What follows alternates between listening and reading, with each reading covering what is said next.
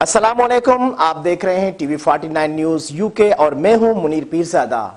आइए आपको ले चलते हैं आज की खबर की जानिब।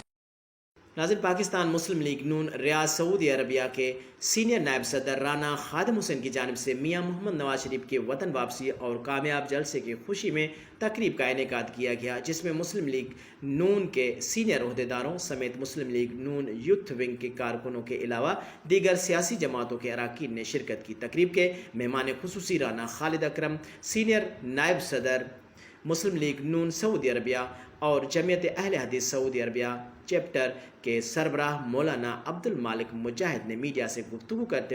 हुए क्या कहा, आइए जानते हैं सऊदी अरब से ब्यूरो चीफ राना अजीम की इस रिपोर्ट में। कायदे मोहतरम मियाँ मोहम्मद नवाज शरीफ साहब पाकिस्तान तशरीफ़ ला चुके हैं और उन्होंने जो कामयाब जलसा किया है, हम उनको इसकी मुबारकबाद देते हैं और हमें बहुत खुशी हुई है कि अल्लाह ताला उनके आने पर हमारे मुल्क को तरक्की की राह पर गामजन करे और इंशाअल्लाह हमारा मुल्क उनकी आने पर तरक्की करेगा।